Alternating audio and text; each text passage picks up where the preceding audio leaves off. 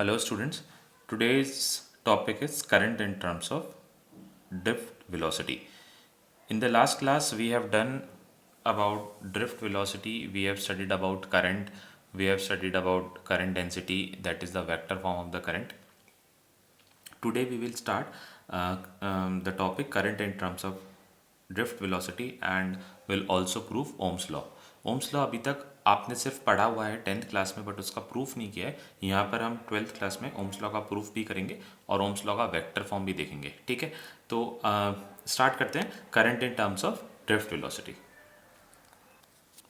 तो हमारे पास ये एक कंडक्टर है, इस कंडक्टर की लेंथ है स्मॉल एल और हमने क्या कर रखा है, इस कंडक्टर के दोनों एंड्स पर पोटेंशियल डिफरेंस दे रखा है. पोटेंशियल डिफरेंस हमने एक बैटरी को यूज़ करके दिया है. इसने V वोल्ट का पोटेंशियल डिफरेंस इस कंडक्टर के दोनों एंड्स पर दे रखा है. ठीक है, अगर पोटेंशियल डिफरेंस दिया हुआ है हमने कंडक्टर को तो इसके अंदर जो चार्ज कैरियर्स होंगे वो high potential to low potential move करेंगे. ठीक है, तो चार्ज कैरियर्स यानी पॉजिटिव चार्ज कैरियर्स की हम जब बात करेंगे तो कन्वेंशनली हम पॉजिटिव चार्ज कैरियर्स की बात कर रहे हैं. और अगर आपको स्पेसिफाई करता हूँ नेगेटिव चार्ज कैरियर्स के लिए तो मैं आपको स्पेसिफाई करूंगा. अदरवाइज चार्ज कैरियर्स का क्या मतलब है, जब भी मैं चार्ज कैरियर्स बोलूँगा कन्वेंशनली चार्ज कैरियर्स का पॉजिटिव चार्ज कैरियर्स. ठीक है, तो यहाँ पर जो चार्ज कैरियर्स होंगे वो बैटरी के positive terminal to negative terminal जो है वो मूव करेंगे.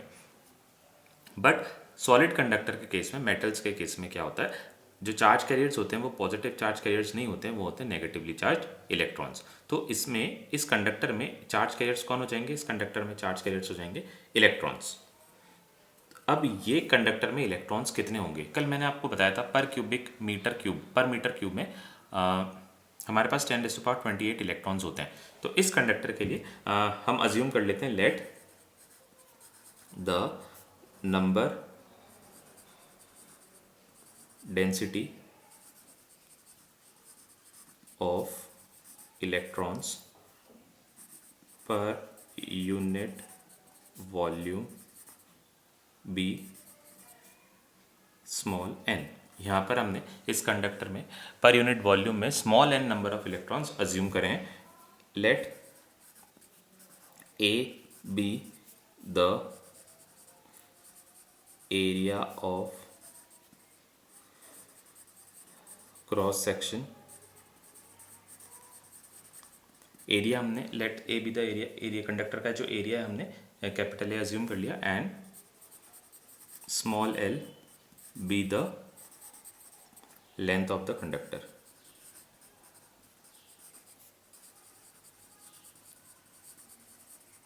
ये अजम्पशंस हमने ले ली है और पोटेंशियल डिफरेंस हमने कंडक्टर के दोनों एंड्स पर कितना अप्लाई करा है, V अप्लाई किया. Therefore total number of charge carriers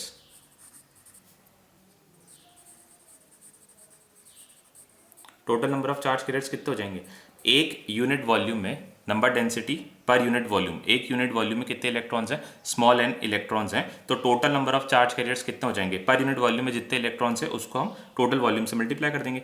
एक यूनिट वॉल्यूम में स्मॉल n है और वॉल्यूम कितना है, इसका वॉल्यूम होता है area of base into height. Area कितना है, हमने एरिया कैपिटल ए अज्यूम किया है और हाइट कितनी है, l है, तो n इंटू AL.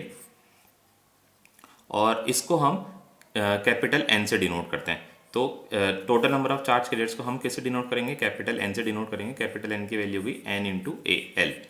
ठीक है, स्मॉल n क्या है, number density of electrons per unit volume और कैपिटल N क्या है, टोटल नंबर ऑफ इलेक्ट्रॉन्स या total number of charge carriers.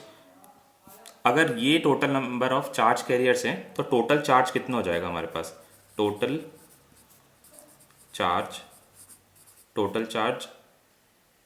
Q क्या होता है, Ne के इक्वल होता है. तो N क्या है यहाँ पे, टोटल नंबर ऑफ इलेक्ट्रॉन्स हमारे पास कितने हैं, NaL, ये टोटल नंबर ऑफ इलेक्ट्रॉन्स है हमारे पास. इसको हमें किससे मल्टीप्लाई करना है, स्मॉल e से मल्टीप्लाई करना है. This is the total charge, ये टोटल चार्ज हो जाएगा. अच्छा, अब एक इलेक्ट्रॉन को, जो कि अब इलेक्ट्रॉन्स कहाँ से मूव करेंगे, इलेक्ट्रॉन्स हमेशा पॉजिटिव चार्ज के अपोजिट डायरेक्शन में मूव करता है. अगर पॉजिटिव चार्ज इस डायरेक्शन में जा रहा है, लेफ्ट टू राइट जा रहा है, तो इलेक्ट्रॉन्स कहाँ से कहाँ मूव करेंगे, ये राइट टू लेफ्ट मूव करेंगे. एक इलेक्ट्रॉन जो कि इधर है उसको बैटरी के मतलब बैटरी के क्या, कंडक्टर के दूसरे टर्मिनल पर आने में कितना टाइम लगेगा। Time taken by an electron to move across the terminals of the conductor. Time taken by the electrons to move across the terminals of the conductor is, time क्या होता है, time is equals to distance upon speed. Distance कितनी है, कितना distance cover करना है electron को, जितनी कंडक्टर की लेंथ है, कंडक्टर की लेंथ है स्मॉल एल, और इलेक्ट्रॉन्स के पास स्पीड क्या होती है, इलेक्ट्रॉन की स्पीड क्या होती है। तो कल मैंने आपसे बात करी थी कि अगर हम कंडक्टर के अक्रॉस पोटेंशियल डिफरेंस दे देते हैं या इलेक्ट्रिक फील्ड अप्लाई करते हैं, पोटेंशियल डिफरेंस देना मतलब इलेक्ट्रिक फील्ड अप्लाई करना, अगर हमने कंडक्टर के एंड्स के अक्रॉस पोटेंशियल डिफरेंस अप्लाई कर दिया है या इलेक्ट्रिक फील्ड दे दी है, तो क्या होगा, जो थर्मल वेलोसिटी थी इलेक्ट्रॉन्स की, थर्मल वेलोसिटी इलेक्ट्रॉन्स के पास हमेशा होती है और वो करंट कभी भी नहीं बनाती है। करंट कौन बनाता है, करंट हमेशा इलेक्ट्रिक फील्ड देने के बाद इलेक्ट्रॉन्स एक वेलोसिटी एक्वायर करते हैं, जिसको हमने पढ़ा था उसे हम क्या कहते हैं, ड्रिफ्ट वेलोसिटी, क्योंकि इलेक्ट्रॉन्स अपने पाथ से थोड़ा सा ड्रिफ्ट होकर उसको एक्वायर करते हैं जब वो फोर्स एक्सपीरियंस करते हैं इलेक्ट्रिक फील्ड के, इलेक्ट्रिक फील्ड से जब वो फोर्स एक्सपीरियंस करते हैं तो वो अपने पाथ से ड्रिफ्ट हो जाते हैं, इसलिए हमने उसकी वेलोसिटी को क्या नाम दिया, ड्रिफ्ट वेलोसिटी नाम दिया। तो अब जो करंट बनाता है, करंट हमेशा कौन सी वेलोसिटी बनाएगा, ड्रिफ्ट वेलोसिटी बनाएगा, थर्मल वेलोसिटी कभी करंट नहीं बनाएगा, वो हमारे काम का नहीं है। ठीक है, तो यहाँ पर जो वेलोसिटी हम लिखेंगे, दिस इज टाइम हमें कैलकुलेट करना था, टाइम टाइम क्या होता है, डिस्टेंस अपॉन स्पीड, स्पीड कितनी है, ड्रिफ्ट वेलोसिटी वी, तो ये जो टाइम है, ठीक है, इस टाइम को हमने बोल दिया let the time taken is tau L upon V D. ठीक है, ये टाइम हमने इसको बोल दिया, यहां से आने के लिए कंडक्टर को जो टाइम लगेगा एल अपॉन वी डी। ठीक है, अब आते हैं अपन आगे की तरफ।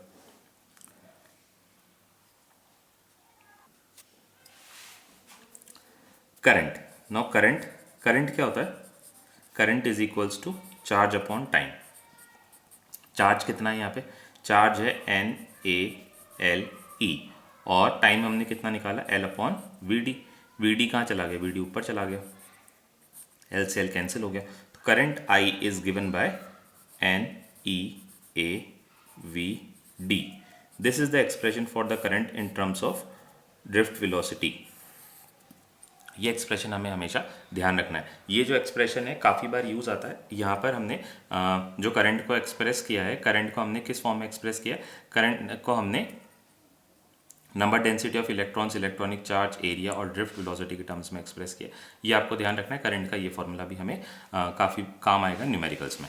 ठीक है, अब इसके बाद हम इसको थोड़ा सा और आगे बढ़ाते हैं और ओम्स लॉ को प्रूफ करते हैं।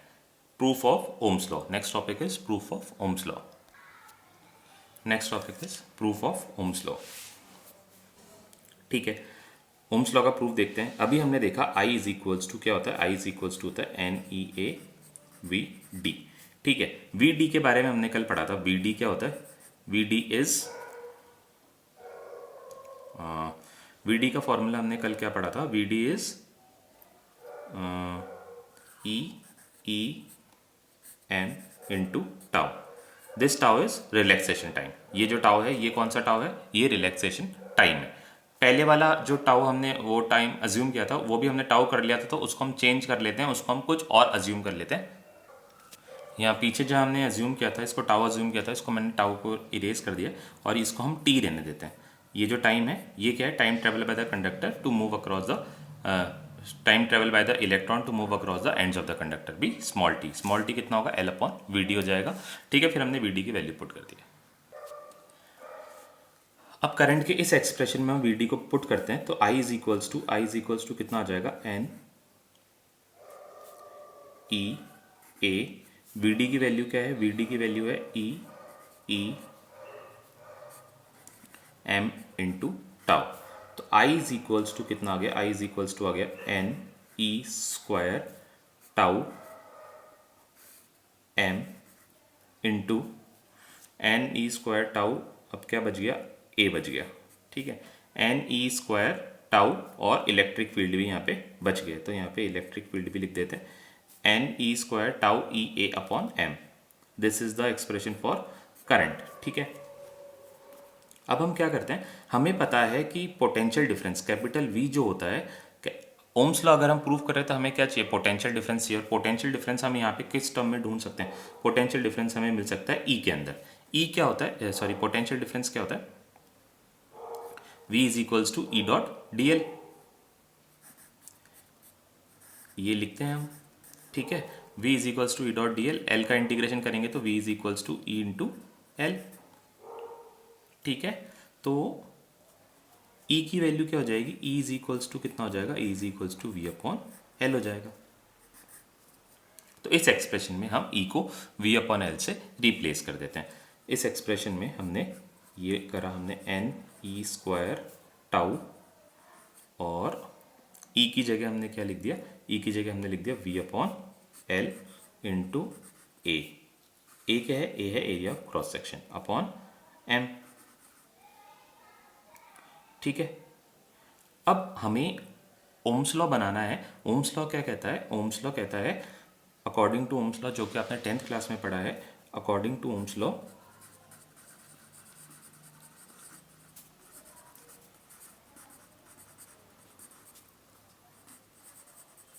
V is directly proportional to I, V I के डायरेक्टली प्रोपोर्शनल है, और इस प्रोपोर्शनलिटी के साइन को आप हटाओगे तो V is equals to R I रह जाता है। R क्या है, R एक कांस्टेंट है, जिस कांस्टेंट को हम क्या बोलते हैं, इस कांस्टेंट को हम रेजिस्टेंस बोलते हैं। तो V upon I is equals to R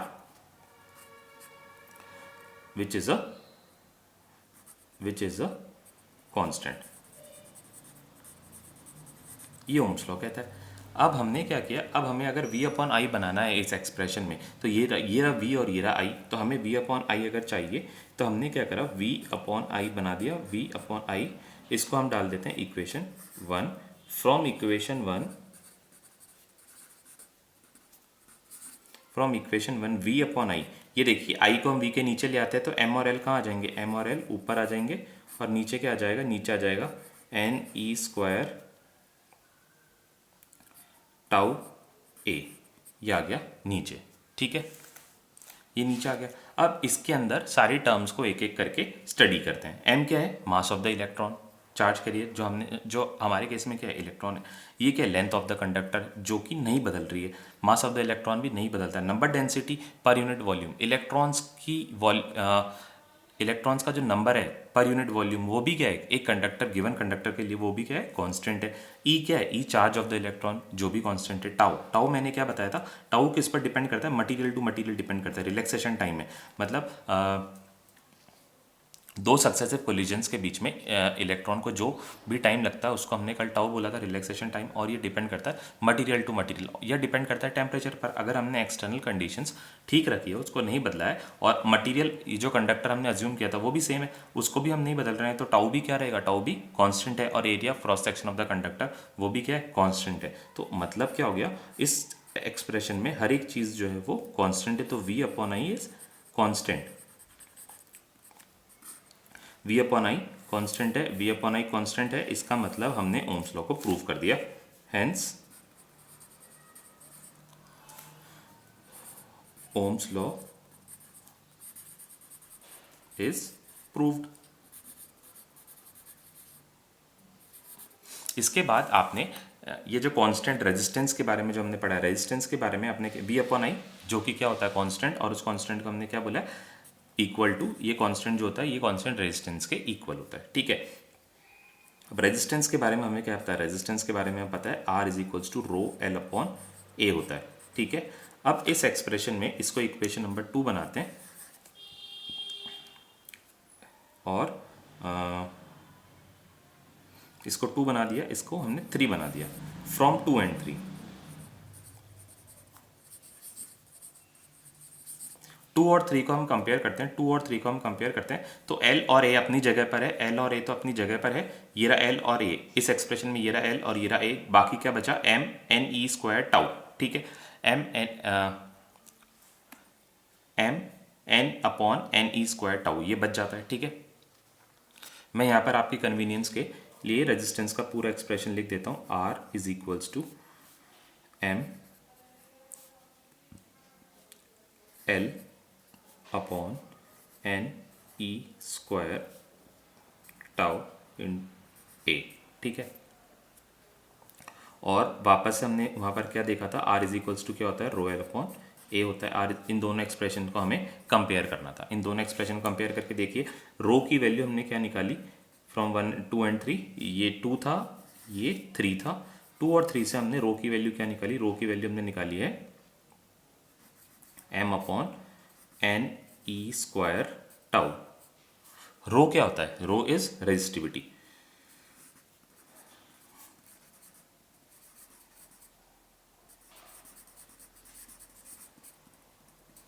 row resistivity होता है, और रेजिस्टिविटी का फॉर्मूला क्या बना, m N E square tau. Resistivity property होती है इंसुलेटर्स की। कंडक्टर की टर्म्स में अगर हम बात करें तो कंडक्टर्स के लिए कौन सी प्रॉपर्टी होती है, कंडक्टिविटी। जैसे इंसुलेटर्स में रेजिस्टिविटी होती है, कंडक्टर्स में कंडक्टिविटी होती है। और कंडक्टिविटी जो होती है सिग्मा इज कंडक्टिविटी, और कंडक्टिविटी जो होती है ये होती है inverse of resistivity. Sigma is equals to 1 upon rho. अगर रो की value M N E square tau है तो सिग्मा की वैल्यू कितनी हो जाएगी, sigma is equals to N E square tau upon M. This is conductivity. Conductivity किस किस पर डिपेंड कर रही है, एक्सटर्नल कंडीशन पर। देखो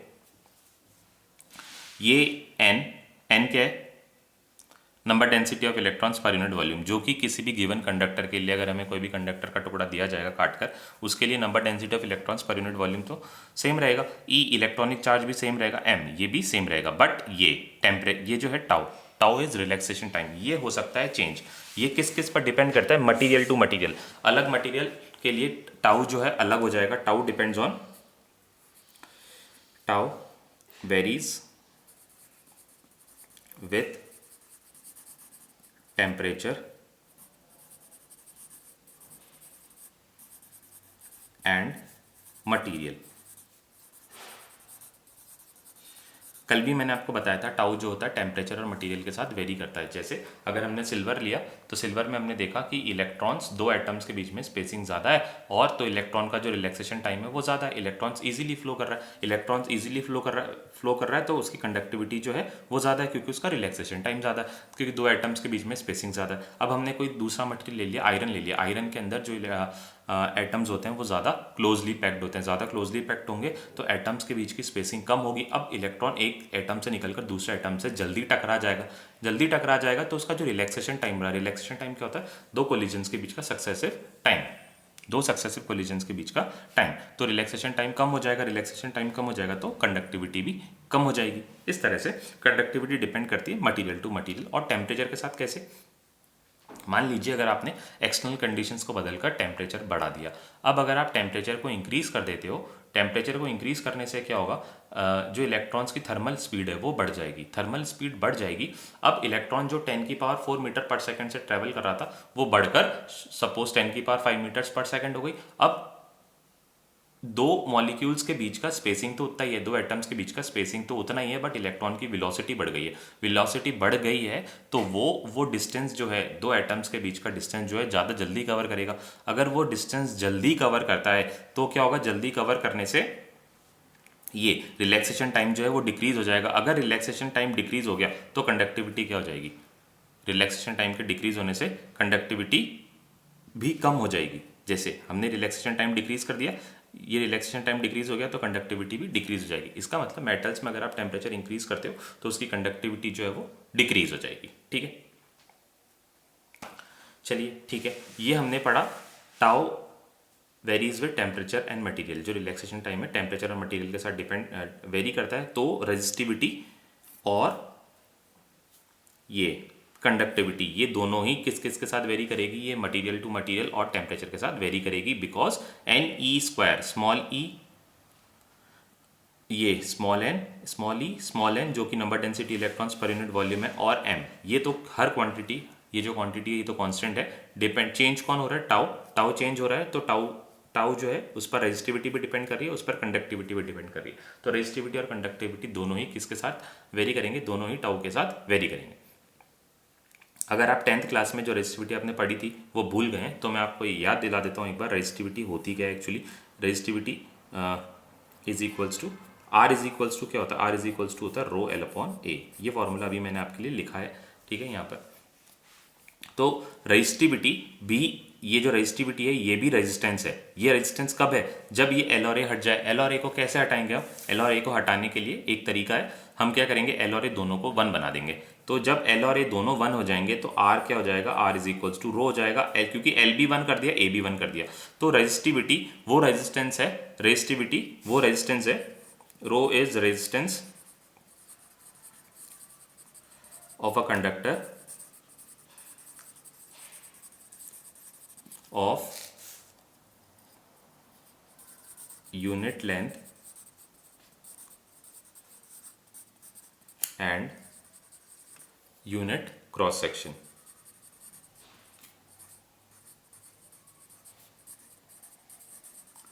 यूनिट लेंथ और यूनिट क्रॉस सेक्शन का जो रेजिस्टेंस होगा उसी को हमने क्या बोला है, रो बनाना, उसी को हमने रेजिस्टिविटी बोला है। तो रो को कैसे डिफाइन करोगे, रो को डिफाइन करने के लिए एल और ए को क्या कर देंगे, 1 बना देंगे। एल और ए को 1 बना देंगे तो रो किसके इक्वल हो जाएगा, रेजिस्टेंस के बराबर हो जाएगा। तो हमने रो की डेफिनेशन बनाई, rho is resistance, rho is resistance. शर्त क्या है, कंडक्टर की लेंथ और कंडक्टर का एरिया ऑफ क्रॉस सेक्शन कितना होना चाहिए, 1 होना चाहिए, ठीक है।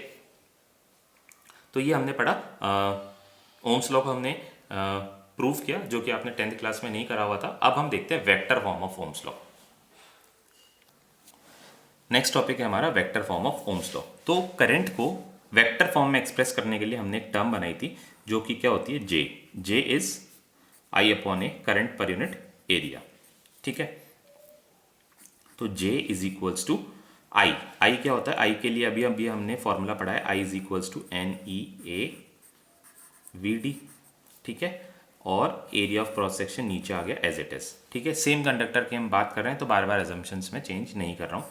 एरिया इंटू एरिया कट गया, तो जे इज इक्वल्स टू आ गया N E V D. V D, V D क्या है, ड्रिफ्ट वेलोसिटी। ड्रिफ्ट वेलोसिटी के लिए हमने पढ़ा है, ड्रिफ्ट वेलोसिटी क्या होती है, N E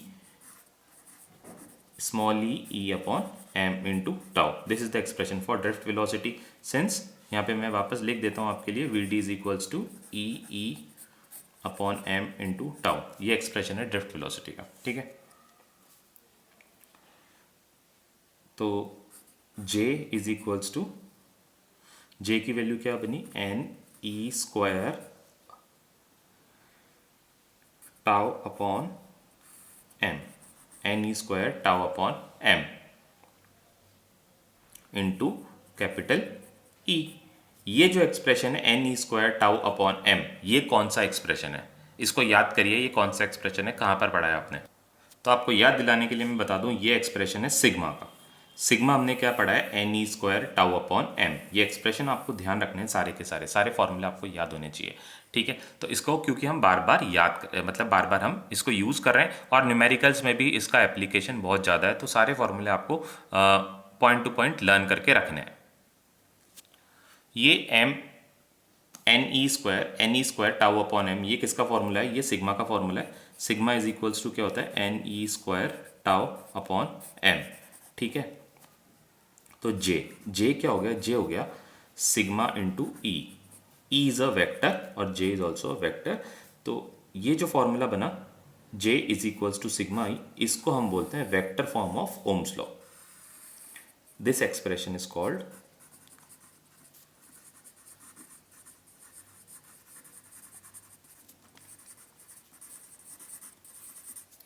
vector form of Ohm's law. ये जो एक्सप्रेशन है ये vector form of Ohm's law है, ठीक है। तो अभी तक हमने क्या क्या पढ़ लिया, ओम्स लॉ का प्रूफ पढ़ लिया, ओम्स लॉ का वेक्टर फॉर्म पढ़ लिया, करंट को ड्रिफ्ट वेलोसिटी के टर्म्स में एक्सप्रेस करना हमने सीख लिया, हमने रेजिस्टिविटी और कंडक्टिविटी के बारे में पढ़ा। रेजिस्टिविटी और कंडक्टिविटी किस किस फैक्टर पर डिपेंड कर रही है, एक्सटर्नल कंडीशंस पर डिपेंड कर रही है। रेजिस्टिविटी और कंडक्टिविटी किस पर, रिलैक्सेशन टाइम पर। Relaxation time material to material temperature के साथ वेरी करता है। अभी तक हमने ये पढ़ा। अब हम वापस से ओम्स लॉ पर आ जाते हैं एक बार। ओम्स लॉ ने क्या कहा था? ओम्स लॉ ने कहा था V upon I is equals to constant, और ये जो कांस्टेंट है इसको क्या बोला था? इस कांस्टेंट को हमने बोला था रेजिस्टेंस R। तो ये एक्सप्रेशन कब तक ठीक रहता है, या इस एक्सप्रेशन में कोई चेंजेस होते हैं, या जो V है वो I के डायरेक्टली प्रोपोर्शनल जो है वो कब तक रहता है, और ओम्स लॉ को कब तक फॉलो करता है? तो हर कंडक्टर या फिर हर वो डिवाइस जिसमें से करंट फ्लो होता है वो ओम्स लॉ को हमेशा फॉलो करेगा, ये ज़रूरी नहीं है। तो ओम्स लॉ की कुछ लिमिटेशंस भी होती है। तो आइए देखते हैं ओम्स लॉ की लिमिटेशंस क्या क्या हैं। ओम्स लॉ की लिमिटेशन देखते हैं। ओम्स लॉ क्या होता है? देखिए, जैसे हमने ये मैं एक ग्राफ बना रहा हूँ। ये ग्राफ मैंने बनाया V और I के लिए। V और I के लिए मैंने ग्राफ बनाया, तो y एक्सिस पर V रखते हैं और x एक्सिस पर I रखेंगे। ठीक है। अब अगर V डायरेक्टली प्रोपोर्शनल है I के, तो जैसे जैसे हम V को इंक्रीज कर रहे हैं, जैसे जैसे V को इंक्रीज कर रहे हैं, तो I भी इंक्रीज हो रहा है। ये एक लिमिट तक इंक्रीज हुआ, एक लिमिट तक हमने देखा जो ग्राफ है वो हमारी स्ट्रेट लाइन मिली। ठीक है। तो यहाँ पर ओम्स लॉ फॉलो हो रहा है, क्योंकि जैसे जैसे V है इंक्रीज हो रहा है, वैसे वैसे I इंक्रीज हो रहा है। Ohm's law is obeyed. Ohm's law यहाँ पर ओबे हो रहा है। ठीक है। बट कभी कभी क्या होता है, किसी कंडक्टर में हमने एक लिमिट से ज़्यादा पोटेंशियल डिफरेंस इंक्रीज अगर कर दिया, लिमिट से ज़्यादा पोटेंशियल डिफरेंस इंक्रीज करने से क्या होगा? लिमिट से ज़्यादा पोटेंशियल डिफरेंस इंक्रीज करने से क्या होगा?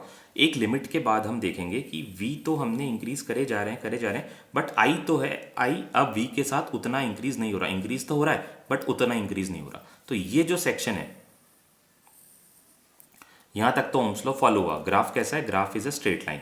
ग्राफ स्ट्रेट लाइन है, तो यहाँ तक ओम्स लॉ फॉलो हुआ। ये जो पोर्शन है ग्राफ का, यहाँ पर ओम्स लॉ ओबे नहीं हुआ। Ohm's law not obeyed। क्योंकि होता क्या है, when V is increased beyond the limit,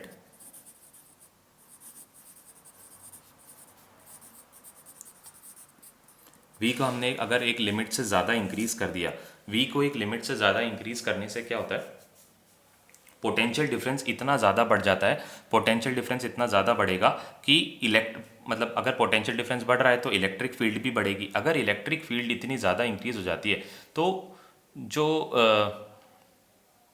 electrons का फ्लो है वो बहुत तेज़ इंक्रीज हो जाएंगे। मतलब इलेक्ट्रॉन्स का जो फ्लो है वो बहुत जल्दी ज़्यादा इंक्रीज हो जाएगा, और वो अगर ज़्यादा इंक्रीज हो गया तो इलेक्ट्रॉन्स क्या करते हैं, रैंडमली एक दूसरे के साथ कोलाइड करना स्टार्ट कर देते हैं। अब वो कोलिजन ज़्यादा स्टार्ट कर देंगे तो पोटेंशियल डिफरेंस तो हम बढ़ाते जा रहे हैं, बट इलेक्ट्रॉन्स एक जगह से दूसरी जगह तक नहीं पहुँच पा रहे हैं, क्योंकि उनके पास जो वेलोसिटी है वो बहुत ज़्यादा आ गई। अब वेलोसिटी ज़्यादा आने से क्या हुआ, उनका जो पाथ है वो गड़बड़ा गया। जैसे हमने, आपको याद हो तो 11th क्लास में स्ट्रीमलाइन और टर्बुलेंट फ्लो पढ़ा था। स्ट्रीमलाइन फ्लो होता है एक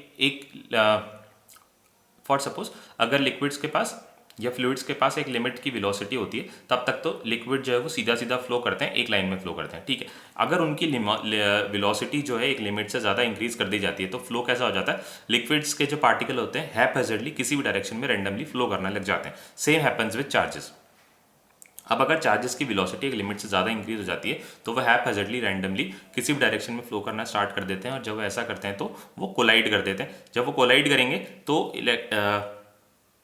वो दूसरी एंड तक नहीं पहुंचेंगे। अगर वो दूसरी एंड तक नहीं पहुंचते हैं तो करंट जो है वो इंक्रीज नहीं होगा पोटेंशियल डिफरेंस के इंक्रीज होने पर। पोटेंशियल डिफरेंस तो देखिए इस केस में यहाँ पर इंक्रीज होता जा रहा है, पोटेंशियल डिफरेंस इंक्रीज हो रहा है, बट करंट जो है वो इंक्रीज नहीं हो रहा। ठीक है। जैसे ये देखिए, ये हमने ग्राफ का एक हिस्सा लिया। यहाँ पर पोटेंशियल डिफरेंस इतना इंक्रीज करने पर, ये पोटेंशियल डिफरेंस हमने इंक्रीज किया, पोटेंशियल डिफरेंस को इंक्रीज करने से, ये पोटेंशियल डिफरेंस इंक्रीज करने से ये करंट इंक्रीज हुआ। बट यहाँ पर देखिए इस पोर्शन में देखिए ग्राफ के, पोटेंशियल डिफरेंस को हमने इंक्रीज करा है इतना, बट करंट कितना इंक्रीज हुआ, करंट इंक्रीज नहीं हुआ, करंट बहुत कम इंक्रीज हुआ। ठीक है। तो अब यहाँ पर करंट जो है ये बहुत कम इंक्रीज हुआ। तो पोटेंशियल डिफरेंस को बढ़ाने से करंट एक लिमिट के बाद इंक्रीज नहीं होती है, क्योंकि इलेक्ट्रॉन्स की वेलोसिटी इतनी ज़्यादा बढ़ जाती है कि वो एक दूसरे से कोलाइड करना स्टार्ट कर देते हैं और ओम्स लॉ फॉलो नहीं करता। ये तो हो गया कंडक्टर में। एक लिमिट के बाद आप पोटेंशियल बढ़ाओगे तो करंट उसके साथ साथ इंक्रीज नहीं होगी और यहाँ पर ओम्स लॉ फॉलो नहीं होगा। ठीक है, when V is increased beyond a limit, electrons acquire a high velocity due to which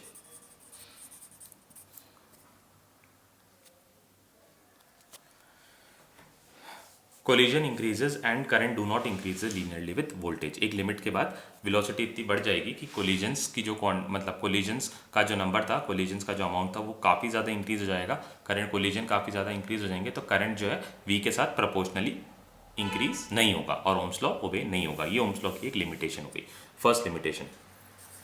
second limitation, कुछ ऐसे मटीरियल्स होते हैं जैसे कि सेमीकंडक्टर्स।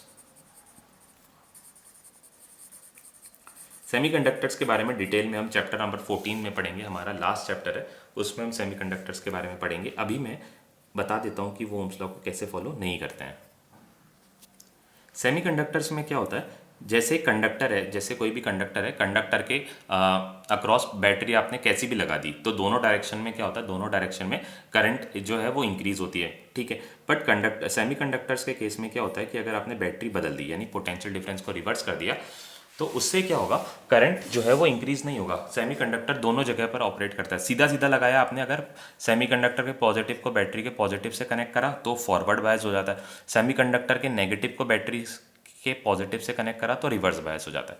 ये सब हम सेमीकंडक्टर्स में पढ़ेंगे। अभी बस आप इतना ध्यान रखिए कि पॉजिटिव डायरेक्शन में अगर हम पोटेंशियल को इंक्रीज करते हैं तो करंट जो होता है इनिशियली इंक्रीज नहीं होती है और एक टाइम के बाद वो एक्सपोनेंशियली इंक्रीज होती है। तो यहाँ पर देखिए ग्राफ जो है वो लीनियरली है, लीनियर अगर नहीं है तो ओम्स लॉ फॉलो नहीं हो रहा है। और जब हमने पोटेंशियल को नेगेटिव डायरेक्शन में इंक्रीज किया तो इनिशियली जो करंट थी वो एकदम कम थी और फाइनली वो ऐसे इंक्रीज होती है। तो पॉजिटिव और नेगेटिव दोनों ही डायरेक्शन में आप देख सकते हैं यहाँ पर जो करंट होती है ये बहुत कम होती है, माइक्रो एम्पियर्स में करंट होती है, बहुत कम करंट है।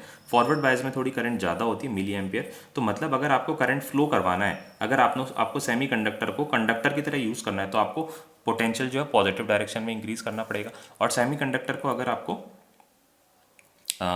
इंसुलेटर की तरह आप चाहते हैं कम करंट जाए तो आपको उसको रिवर्स बायस में यूज़ करना है। रिवर्स बायस में उल्टा लगा दोगे, पोटेंशियल उल्टा सेमीकंडक्टर को बैटरी के अक्रॉस उल्टा कनेक्ट कर दोगे तो क्या होगा, मतलब उसके अंदर से जो करंट है वो फ्लो नहीं करेगी या बहुत कम करंट फ्लो करेगी। हालांकि सबके अपने अलग अलग एप्लीकेशन है, हम चैप्टर नंबर 14 में पढ़ेंगे।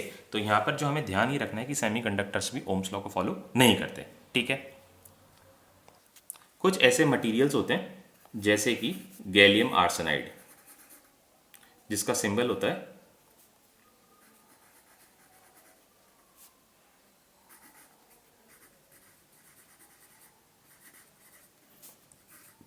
Ga, गैलियम और आर्सेनाइड का As। ये मटेरियल, इसका V और I का अगर आप ग्राफ देखेंगे तो इसके लिए जो V और I का ग्राफ होता है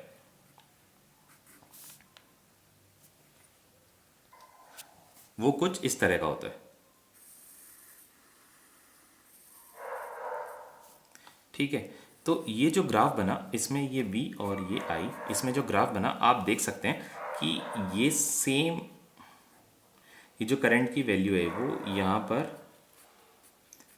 पर और यहाँ पर तीन जगहों पर करंट जो है वो सेम है, यहाँ पर और यहाँ पर जो करंट की वैल्यू है वो सेम है, बट पोटेंशियल जो है यहाँ पर अलग अलग है।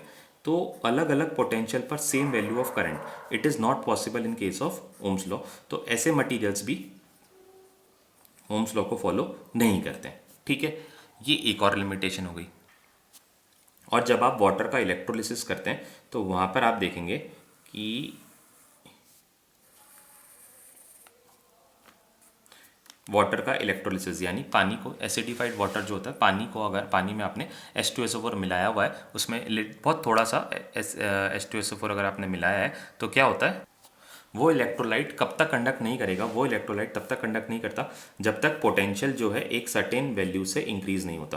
पोटेंशियल सपोज इनिशियली मतलब हम पोटेंशियल को इंक्रीज करते गए, हमने देखा कि उसके अंदर, किसके अंदर, इलेक्ट्रोलाइट के अंदर कोई भी करंट फ्लो नहीं कर रहा है, इलेक्ट्रोलाइट में कोई भी करंट फ्लो नहीं कर रहा है। बट एक लिमिट के बाद जिसको हम बैक ईएमएफ बोलते हैं। एक लिमिट के बाद जब आप पोटेंशियल को इंक्रीज करोगे तो आप देख रहे हो कि V इंक्रीज करने से I भी इंक्रीज हो रहा है। तो इनिशियली ये वाला जो पोर्शन है ग्राफ का, यहाँ पर देखिए V और I प्रोपोर्शनल नहीं है।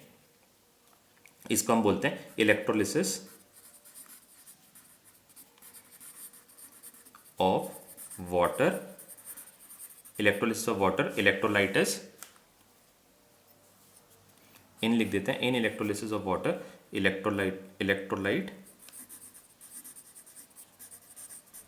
Is non ohmic. ये ओम्स लॉ को फॉलो नहीं कर रहा, इसलिए हमने लिख दिया electrolyte is non ohmic. Electrolyte क्या है? Water mixed with H2SO4। ठीक है, तो ये कुछ लिमिटेशन हो गई ओम्स लॉ की।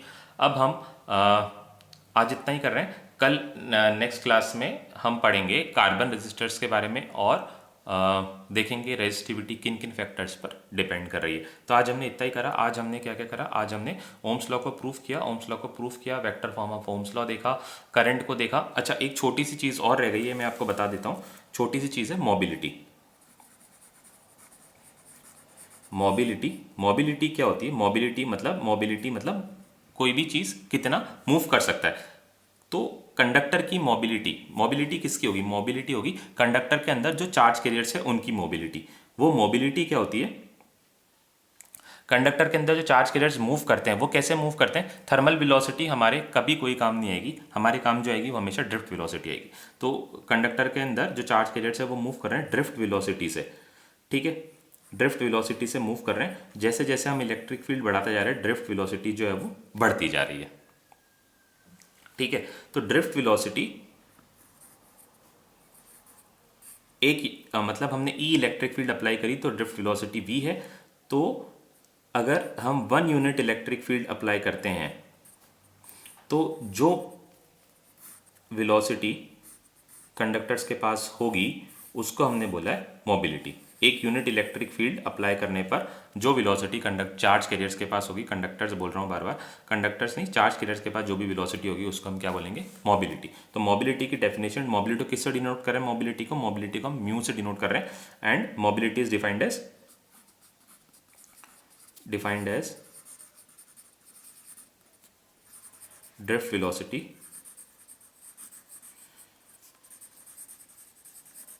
पर unit electric field. Drift velocity per unit electric field. तो आप कैसा कंडक्टर लेना पसंद करेंगे? हम ऐसा कंडक्टर लेना पसंद करेंगे कि जिसमें कम इलेक्ट्रिक फील्ड्स में ज़्यादा मोबिलिटी हो। ठीक है, जिसके चार्ज कैरियर्स ज़्यादा इजीली मूव करें, ताकि हमें कम एनर्जी सप्लाई करनी पड़ेगी और हमारा काम बन जाएगा। तो आज हम इतना ही कर रहे हैं। नेक्स्ट कल हम पढ़ते हैं कार्बन रेजिस्टर्स और dependence of resistivity on temperature. ठीक है, आज के लिए हम इतना ही कर रहे हैं।